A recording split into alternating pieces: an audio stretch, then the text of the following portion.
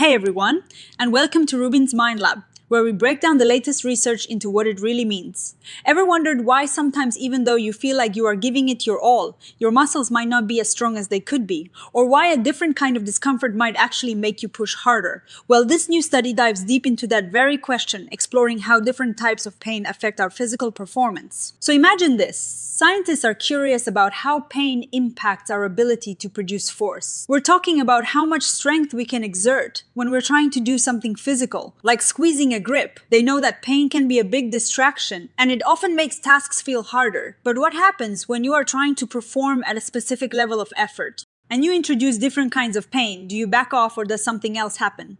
This is exactly what this research set out to explore. The big question here is whether different types of pain mess with our strength in the same way. They looked at two main kinds. First, there is the pain you might get from something like touching a hot surface, that is experimental thermal pain. This study applied it to one arm while participants were using their other arm to do a task. Then there is the ache you feel in your muscles when you are working out hard. This is naturally occurring muscle pain. They wanted to see if these two very different sensations had the same effect on how much force people could produce when they were told to maintain a certain feeling of effort. Here is how they figured it out. They gathered 40 healthy young adults. These folks came in for a few visits. During these visits, they performed a specific task, squeezing a hand grip. The key here is that they weren't told to squeeze to a certain force level. Instead, they were asked to squeeze with a certain feeling of effort. Think of it like trying to hum a tune at a specific volume you can feel, rather than hitting a specific note. They had them do this at two different effort levels, a light one and a hard one, to see if the intensity of the task mattered. Now, for the pain part, in one condition they applied uncomfortable heat to the non-working arm, that is the thermal pain. In the control condition, they applied just warm, but not painful heat. They did this in blocks of contractions. Importantly, they were comparing the painful thermal stimulation in one block to a non-painful warm stimulation in another block. They also measured how much muscle pain participants felt in their working arm during the contractions. So, what did they discover? It turns out it is not a one-size-fits-all answer when participants experience that experimental thermal pain on their non-working arm. Something interesting happened. Instead of producing less force, they actually produced more force during the handgrip task. This was true whether they were doing the light or the hard effort task. It seems that this type of external pain didn't make them weaker. In fact, it made them a little stronger in this scenario. But here is where it gets different. When they looked at the naturally occurring muscle pain, the ache in the arm doing the work, they found the opposite. The more muscle pain participants felt, the less force they produced. It was like their body was saying, okay, this is getting too much, I need to dial it back.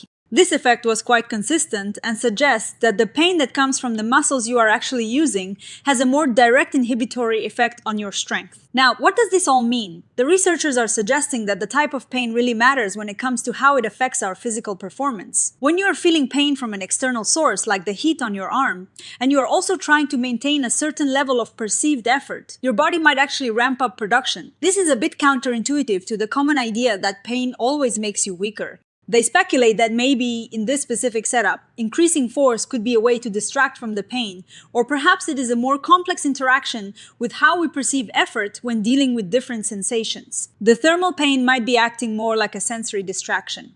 Or perhaps the brain is telling the muscles to work harder to overcome the uncomfortable stimulus. It is as if the body is saying, I have this unpleasant sensation here, so I'll compensate by working even harder over here to try and push through it. On the other hand, the muscle pain is directly related to the effort you are exerting. When your muscles ache from working hard, it is a signal from your body that you might be approaching your limits. So, it makes sense that this kind of pain would lead to a reduction in force. It is your body's natural way of saying, take it easy, don't overdo it, or you might get injured. This study is really important because it challenges some long-held ideas. Most past research has looked at pain in fixed workload tasks, where you have to produce a specific amount of force. But in real life, we often perform tasks based on how much effort we feel we're putting in. This study used that more realistic, fixed perceived effort approach, and it seems to have revealed a more nuanced picture. It highlights that when we're free to regulate our own performance, pain can have different effects depending on its source. What are the limits here? Well, the study used a specific type of pain, thermal pain, and a specific muscle group, the hand grip. It is possible that different kinds of pain or pain in different parts of the body might have different effects. Also, the study focused on young, healthy adults. How this might play out in older individuals or those with chronic pain conditions would be an interesting area for future research. They also noted that fatigue was a factor, and it is something the study tried to account for, but it is always tricky to completely separate the effects of pain and fatigue when they often happen together. So, the big takeaway is that pain isn't just pain.